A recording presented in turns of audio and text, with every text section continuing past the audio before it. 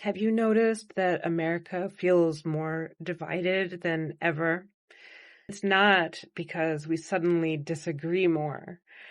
It's because we've stopped listening to one another and instead started fearing each other. History warns us what happens next. People in the Indian subcontinent lived side by side for centuries. Different religions, different cultures, shared markets, festivals, food, music, and friendship. Then politicians began to weaponize identity. They said, they are the reason your community suffers. They can't be trusted. Your group must protect itself. And fear did the rest. When partition happened in 1947, over 15 million people were forced from their homes. This is the largest mass migration in the history of humankind.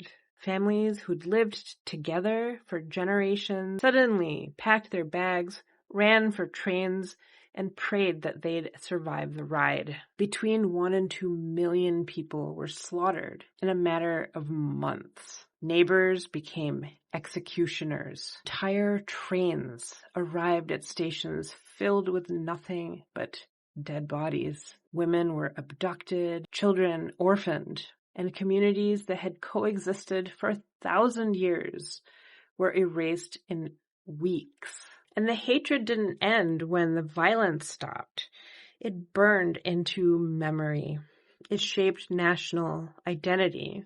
And it still poisons politics today, nearly 80 years later. And this is all because people forgot how to disagree without dehumanizing one another. Look at us now. Red states, blue states, cities versus small towns, neighbors unfriending neighbors over headlines. We're told they're coming for your freedom. They're destroying your country. They're the enemy. But most Americans, left and right, want safe neighborhoods, good schools, dignity, opportunity, and a fair shot. We disagree on how, not whether. We've let the media, algorithms, and politicians convince us that half the country is dangerous because outrage is profitable, fear is clickable, and hate is addictive.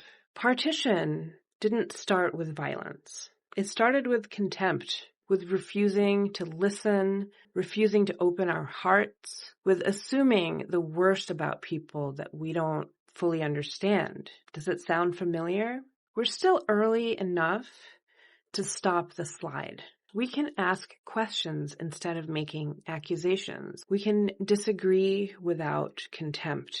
We can stop sharing content that's designed to enrage. We should start judging policies, not people.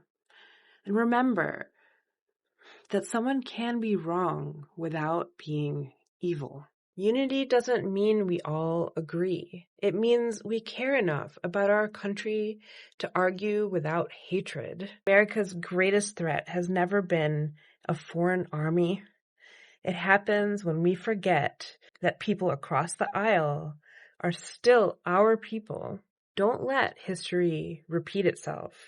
We've seen how this movie ends, and no one wins the sequel. Choose humanity before someone chooses division for you.